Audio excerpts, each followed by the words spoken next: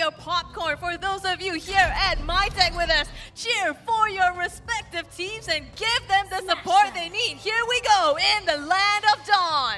Here we go into the Land of Dawn, and need we remind you, this is going to be a best of 5, and whoever can carry it on in this series is going to keep prevailing in the tournament, but whoever doesn't will fall. And now we can see here on screen, it is going to be the Akai in that jungle position onto Gear. Certainly a little bit unusual for EVOS SG, but a very solid pick overall. Going to be able to scale up very quickly, hit that level 4, which is what EVOS SG desperately needs in order to make sure they keep Omega at bay. In the early game, all of these tankier heroes on the side of Omega are definitely going to have the advantage, not to mention the Natalia being played by Chaknu. Yeah, and if we know the Natalia used on their side, they're definitely going for the backline. They know that Adamir and Sayla are their key conditions to win this game, and definitely going to look to shut that down. You can already see rotating downwards, potentially to help out Nick. There has to be a little bit more emphasis, but wait a minute, E2 Max here gets a little chunked. They're still trading blows here in that mid side. But yes, as I was saying, there needs to be a little bit more emphasis onto Kellera. I think if you let him just scale into that late game, we've seen how much destruction that it can entail. I mean, already a Maniac coming in from Lemon from the side of RQ on this hero, and that is where Chaknu needs to help out, especially like prevent that damage from happening. But that's what he's trying to do, pulling out the aggression onto Sayla here, but he retreats just in time to prevent any further aggression. Although the turtle is spawning in about 10 seconds, so EVOS SG does need to start looking at this objective.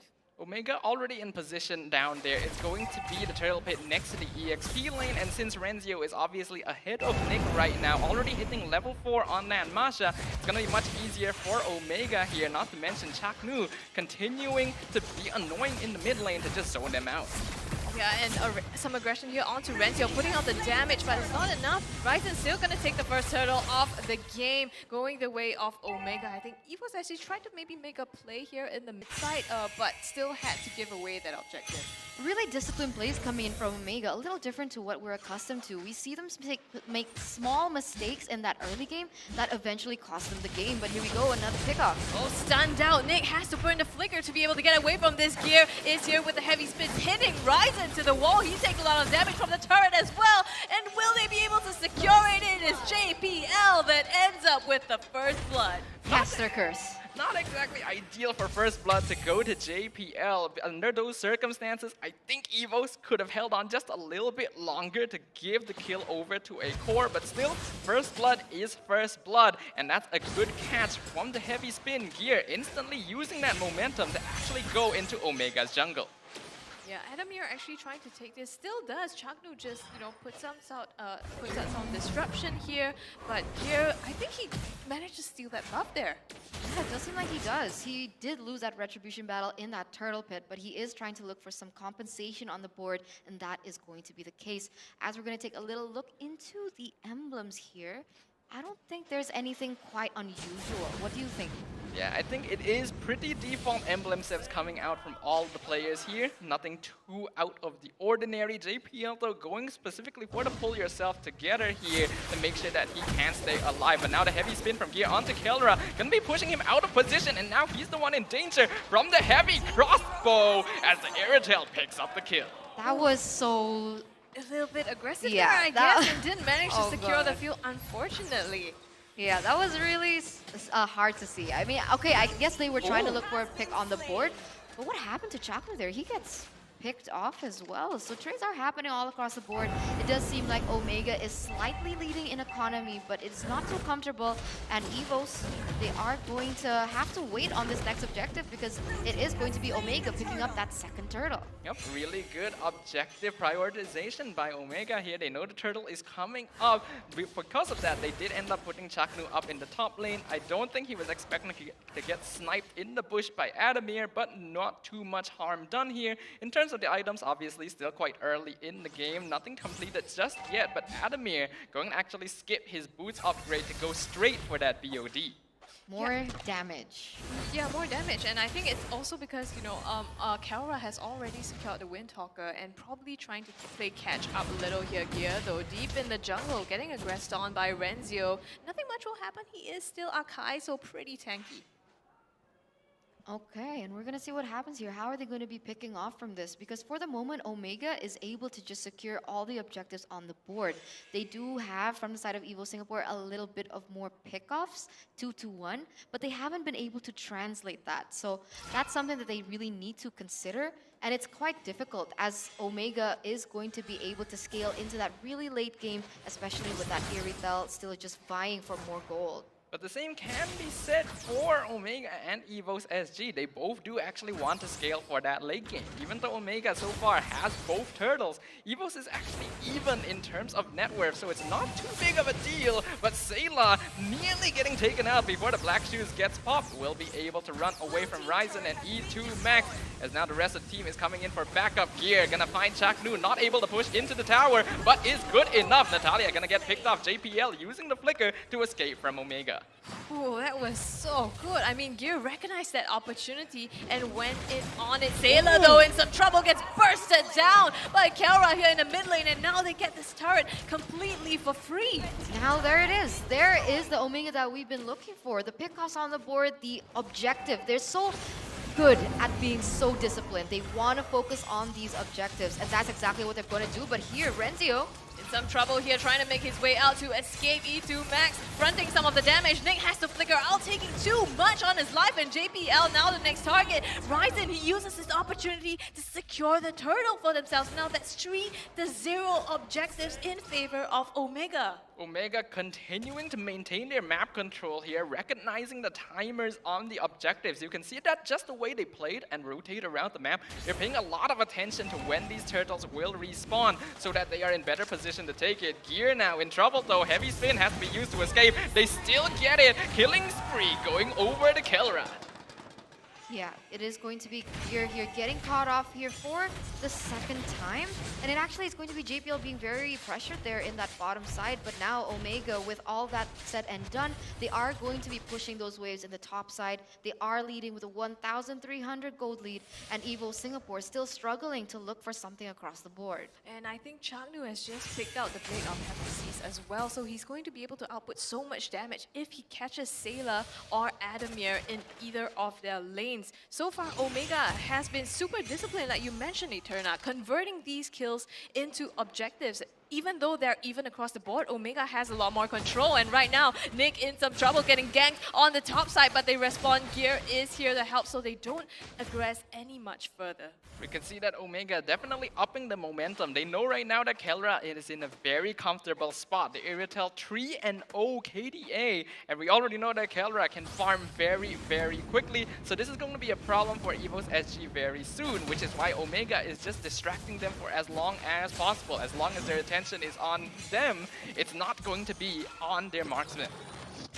Yeah, they're rotating once again to the bottom side, so they are the ones siding the tempo for the side of EVOS, and EVOS are only left to respond. But now Sayla here might be a little bit in trouble, but luckily there is backup and they don't want to commit onto this just yet. But you can see the pressure once again happening in that top side. Masha is just getting all those chunky turrets and health here as Adamir is going to be taking his dear time with 100 KDA here in the 8th, 9th minute. We need to see him scale a little bit into his next extra items to definitely see the potential that he can have when it comes down to that mid game.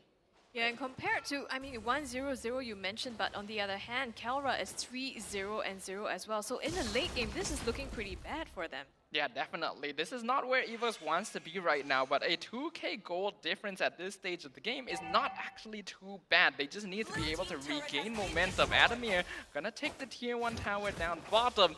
Gear, he's thinking about it. He wants to go for that heavy spin, but it's a bit difficult on Renzio. Both teams are squaring up to take this Lord around the Lord pit. Yeah, just baiting it out at this moment. EVOS SG taking the position, but Chaknu though in the back line looking to see if he can make a play. Gear goes ahead to start out the fight here. Heavy spin to zone them out, but has to back away. They don't know where Chaknu is. They have to be careful, but Nyx takes too much damage, and in the back line they find Adamir. Chaknu gets a kill onto him. Sailor running for his life, but Kelra manages to secure that as well. 2 down on the side of EVOS SG, split up completely by Omega. That was just so well played, so well executed by the side of Omega. They were able to bait Gear to be able to, look for some initiative. He gets caught out, they retreat, but unfortunately their positioning was not on point, and Adamir was able to be taken down in the process. And the whole time that EVO Singapore was trying to set up for that Lord, unfortunately, Natalia Chaknu was able to go up into that and manipulate the waves and actually take a turret in the top side. Yeah, I 100% agree with that observation there. Omega was definitely controlling that fight to make sure that the important cooldowns on the side of EVOS were expended before they tried to go on the Lord. E2 Max now already doing a fair amount of damage, stole the black shoes, so able to escape. Heavy spin wasted again from the side of EVOS SG. This is tough, right? I mean, Heavy Spin is a huge ultimate, and it's one of their only, except for Circling Eagle, kind of engages that EVOS SG can use to make a play here. But it's looking difficult as the top side, the Lord is marching down now. They're looking to crash down on the inhibitors. Not going to be able to take one down just yet. Yeah, not just yet. Still with a 6,000, almost 7,000 gold lead, Omega, they are sitting quite comfortably, almost at 10,000 as well. It is going to be still them being shut down into their own base, but Omega, it doesn't seem they want to go for something crazy. They don't want to make a mistake at this time, understanding that it can be taken back from them, as Adamir here is already, let's see his items here, 2 items in the game, but it's still not enough. Yeah, if you compare Adamir over to the side of Kelra there, he just completed his Haas Claws, already 4 items. Gear using the heavy spin here for basically no reason. Chaknu able to escape, so Omega gonna have a lot of window of opportunity once again. Yeah, definitely looks, Adamir doesn't really have as much items here as Kelra, so it's gonna be a tough one. And the thing is, Chaknu has been so annoying. EVOS SG, they have to look out for him in these team fights, even if they want to engage as well. How are they looking to take these ones? Yeah, Well, that's going to be the huge question here. It does seem they are still trying to manipulate the waves here on all 3 lanes, trying to, just asphyxiate, prevent anything from scaling from the side of EVO Singapore. But at this stage, what are the winning conditions from EVO Singapore? Right now, they definitely need to play around Adamir. Yes, he's 2 items behind Kelra, but Wesker does still do a lot of damage at this point. The problem is, it's very difficult to catch any of the members of Omega right now, even if they do happen to be able to protect the Beatrix well enough. Renzio, Ryzen, they're not going to die very easily, and E2 Max and Kelra are not going to put themselves in a very vulnerable position. Oh, they find Gear in the jungle here, and he tries to make his way out. Is he going to survive? I think he does live to see another day for now. So EVOS SG survived this, but this is untimely. 7 seconds, the next Lord is going to be up.